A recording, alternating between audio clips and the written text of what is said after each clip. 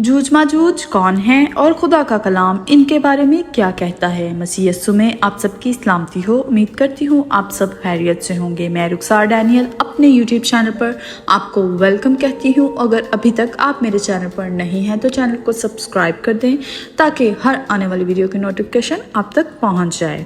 जूझ माजूज का जिक्र हिजकिय्याह नबी की किताब के अबवाब नंबर 38 और 39 में मिलता है, जो खुदा के दुश्मनों की नुमाइंदगी करते हैं। मुकाशवा की किताब में पुराने अहदनामे की मंजर कशी से बहुत कुछ बतूरे फर्ज लिया गया है और मुकाशवा 20 बाब उसकी 7-8 आयत में यूहन्ना रसूल ने पुराने अहदनामे की अलामात को इस्तेमाल किया है। जिस तरह हिजकिय्याह नबी ने जूझ माजूज को खुदा के दुश्मनों के तौर पर पेश किया है, यूहन्ना रसूल मुकाशवा की किताब में ऐसे ही इस्तेमाल करता है। मुकाशवा की किताब में जूझ माजूज उन नारास्तों बर्बाद लोगों की नुमाइंदगी करते हैं जो खुदा के खिलाफ बगावत करते हैं। 1000 साल तक वीरान जमीन पर कैदोबंद में रहते हुए खुद के गुनाह की वजह से मूसी शैतान को खुदा की तरफ अपना रवैया तब्दील करने का सबब ना बना। फिर भी आज़ाद होने के बाद वो खुदा के खिलाफ बगावत में वो शरीरों को धोखा देता है कि खुदा के खिलाफ आखिरी जंग में उसके साथ शामिल हो जाएं। हर जमाना के रद्द किए हुए बदकार लोग शैतान के साथ मुत्तहिद होकर नए मुकद्दस शहर यरूशलेम पर कब्जा करने की बेकार कोशिश करते हैं।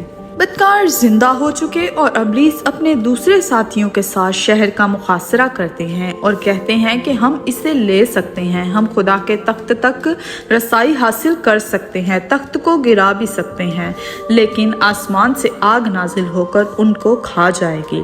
मुकाशवा की किताब 20 बाब और 14 आयत में लिखा है, ये दूसरी मौत है।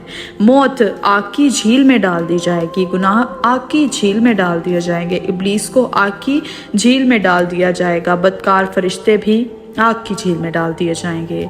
दूसरा पत्रस 2 बाब और 9 आयत में लिखा है, खुदावंद दीनदारों को आजमाइश से निकाल लेना और बदकारों को अदालत के दिन तक सजा में रखना जानता है।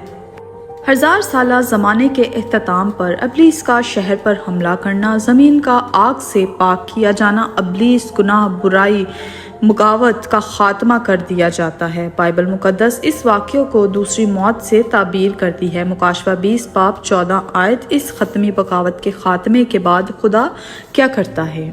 मुकाशवा 21 बाब और उसकी पहली आयत में लिखा है, फिर मैंने एक नए आसमान और नई ज़मीन को देखा, क्योंकि पहला आसमान और पहली ज़मीन जाती रही थी और समंदर भी ना रहा। बाइबल कहती है कि खुदा तख्लीक करेगा। दूसरा पत्रस 3 बाब 13 आयत में खुदा फरमाता है, लेकिन उसके वादा के मुआफिक हम नए आसमान और नई ज़मीन का इंतज़ार करते हैं जिनमें रास्तबाजी बसी रहेगी। आज चीज़ें अपनी असली हालत से गिर चुकी हैं, लेकिन फिर हर एक चीज़ दोबारा से नई अपनी असली हालत में बहाल कर दी जाएगी और खुदा का इरादा है कि वो ज़मीन पर नए सिरे से तख्लीक करेगा और उसे कम से कम इतना खूबसूरत बनाएगा जितना उस वक्त थी जब आदम और हवा बागे अदन में रहते थे। गुनाह और गुनाहगार हमेशा के लिए ख़त्म हो जाएंगे। खुदा के लोग एक कामिल दुनिया में खुदा की बारगाह में उसके साथ रहेंगे। वहाँ कोई बीमारी, कोई गम, आंसू, दर्द या मौत नहीं होंगे और वो उनकी आंखों के सब आंसू पोंछ देगा।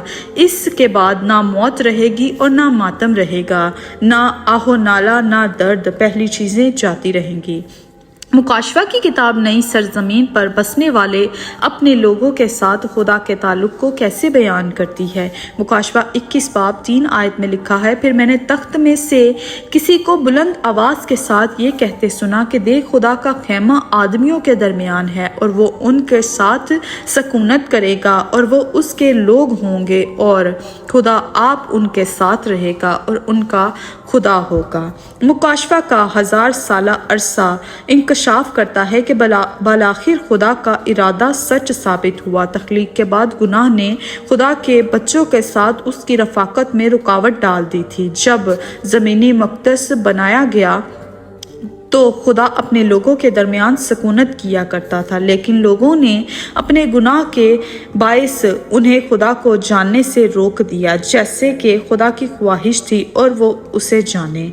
यीशु मसीह आया और अपने लोगों के दरमियान रहा, लेकिन उसने उन्हें कबूल ना किया। आखिरकार खुदा ने अपने लोगों के साथ कुर्बत हासिल करता है और निजात याफ्ता ईमानदार आज़ादी के साथ अब तक खुदा की कुर्बत से लुत्फानंदोज़ होंगे। वो लोग जो यीशु मसीह पर ईमान लाकर उसे कबूल करते हैं, वो नई सरजमीन पर खुदा के साथ जिंदगी रहने की तवक्का कर सकते हैं। मेरे बहन भाइयों, अगर आज आप खुदा के साथ कुर्बत हासिल करना चाहते हैं और आने वाले दिनों में जब वो आने वाला है, जब उसकी आमद है, तो उसके लिए अपने आप को तैयार करें। God bless you all. जय मसीह की। खुदावंद आप सबको बहुत बरकत दे। आमीन।